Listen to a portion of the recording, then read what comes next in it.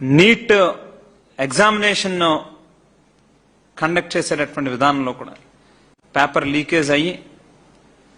చాలా మంది వైద్య విద్యార్థులు ఏ రకంగా ఈవేళ పాపం ఇబ్బంది పడతా ఉన్నారో మనందరం కూడా చూస్తా ఉన్నాం. అదే మన బిడ్డలో మన ఇంట్లో వాళ్ళు అదే రకంగా ఇబ్బంది పడితే మరి ఏ రకమైనటువంటి బాధ మనకు కలుగుతుందో ఒక సాటి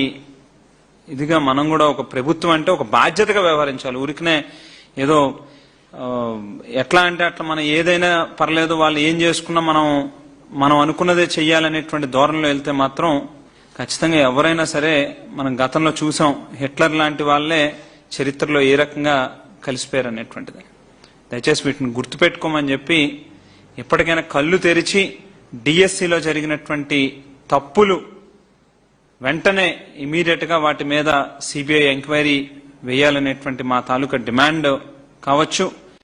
లేకపోతే నీట్ పరీక్షకి సంబంధించినటువంటి ఏవైతే తప్పులు దొర్లినాయో వాటి మీద యువత తాలూకా గొంతుగా వైఎస్ఆర్ కాంగ్రెస్ పార్టీ తరఫున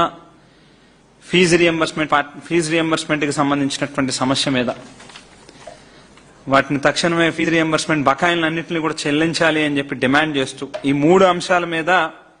వైఎస్ఆర్ కాంగ్రెస్ పార్టీ విద్యార్థి విభాగం అలాగే యోజన విభాగం ఇద్దరం సంయుక్తంగా 28వ తేదీ నాడు మంగళవారం రాష్ట్ర వ్యాప్తంగా అన్ని జిల్లా హెడ్ క్వార్టర్స్ లోని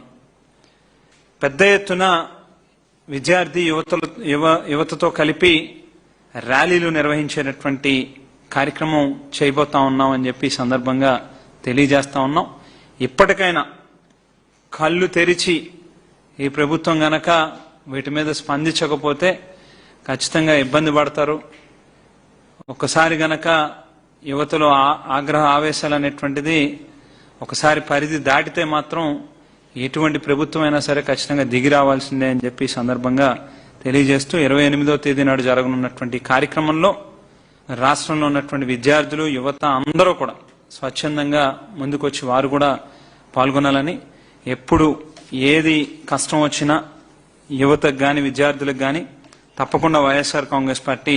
వాళ్ళకి తోడుగా నిలుస్తుంది అనేటువంటి మాటను కూడా తెలియజేస్తూ పరీక్షల్లో నిజాయితీ గాని లేకపోతే నియామకాల్లో పారదర్శకత,